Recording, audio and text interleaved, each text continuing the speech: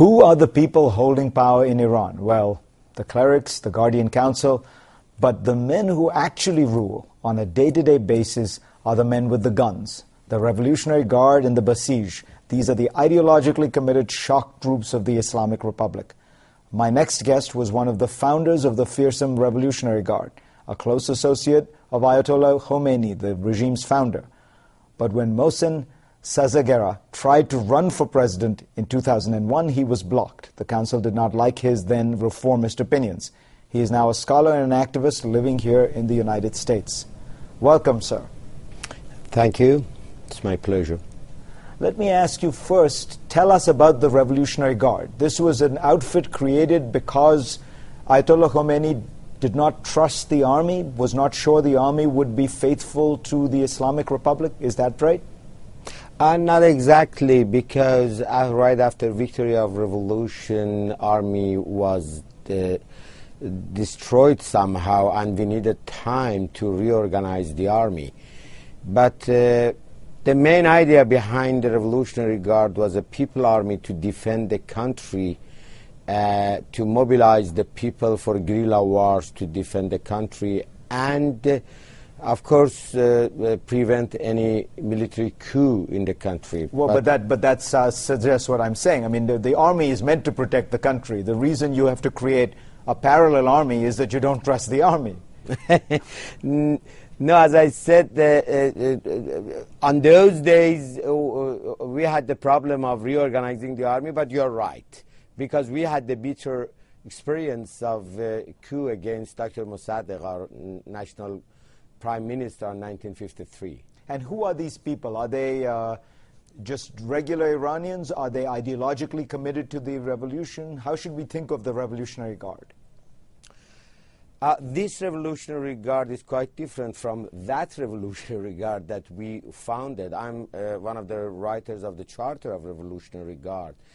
Right now, this Revolutionary Guard is a strange and I believe a unique organization, because it's like a political party, it's like an intelligence service, it's like a huge company involved in lots of businesses, and they have organized a special division under the intelligence division of Revolutionary Guard, which are famous as white shirts in Iran, to attack to the people like the fascist political parties. I mean, this Revolutionary Guard is something that, like a monster, I can say, have taken over all things in the country. And in effect, they are running the country now, right? Somehow, but it's very famous now in Iran that they are behind this coup after the election in Iran, and they are close to son of Ayatollah Mujtaba. And what I can say is some part of Revolutionary Guard, they don't agree with whatever is going on. A small faction, but in the leadership of Revolutionary Guard is involved. What is the difference between the Revolutionary Guard and the Basij? The Basij are the kind of paramilitary organization we often see in video clips. Explain that difference. Revolutionary Guard consists of 5 forces. 3 forces are like the classic armies: ground force, navy, and Air Force. But Revolutionary Guard has 2 more forces: Quds Force, which is in charge of the out of Iran actions and activities, and Basij Force. Basij Force is a militia of Revolutionary Guard, which in every mosque in Iran, more than 13,000 mosques all around the country, in every university, every place, they have a what they call it a resistance base of Basij. And not all of them, but a special division again inside Basij, they have been trained to confront the people. And how many Revolutionary Guards are there, and how many Basij? Revolutionary Guard is around 120,000 staff, but Basij, they claim that they are more than 12 million. I don't believe that. I have heard the real figure is about 500,000 all around the country. And do you think that they will crack down even harder now? Because presumably, in order to shut this down, you're going to have to arrest people, associates of Rafsanjani, associates of Mousavi. Are they going to be able to crack down at that level?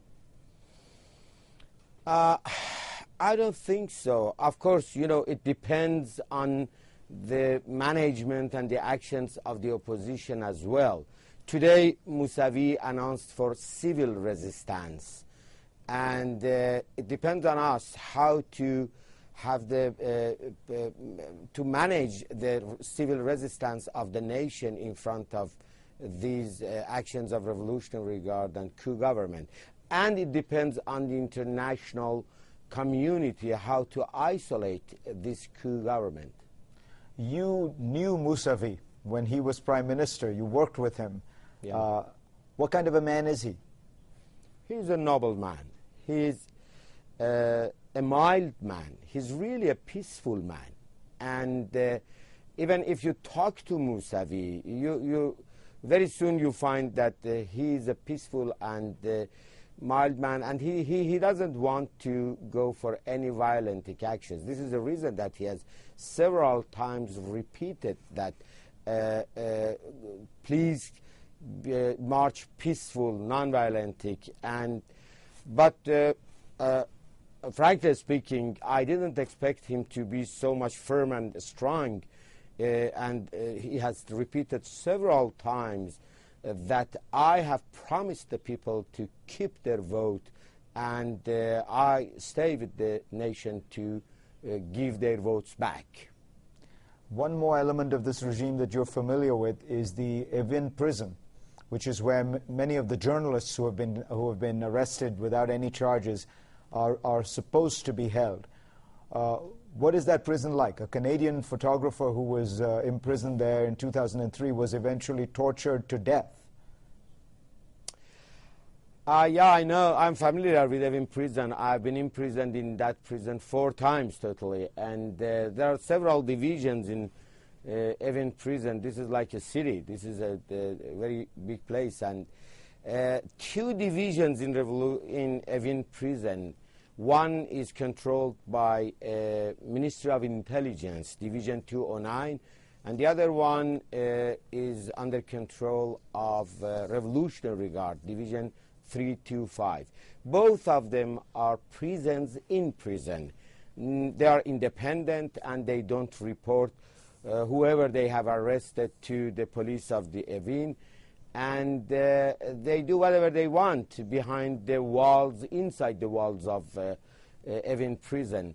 And now more than 800 politicians, journalists, aides of Mousavi and Karoubi have been arrested, and many of them are my old friends, and I really really worry about their health.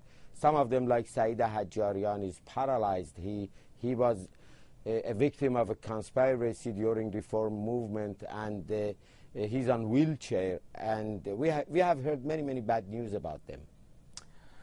You knew Mousavi well. There are many people who say, look, this is not a great reformer. This is a man who was prime minister during one of the Islamic Republic's most hardline periods. This is a guy who was very anti-American, very anti-Western. Don't look at him as a standard bearer of reform. What do you say to them? You know, we were a generation, I'm from the generation of Islamic Revolution. We were a generation, revolutionary generation, that we were anti-US, anti-Western civilization and revolutionary ideology.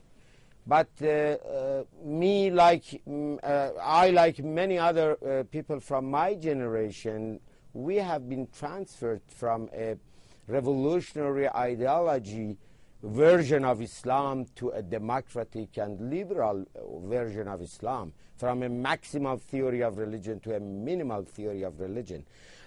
So as far as I know, Mousavi has been changed like many other people in my generation. Mohsen, thank you very much. Pleasure to have you on. Thank you.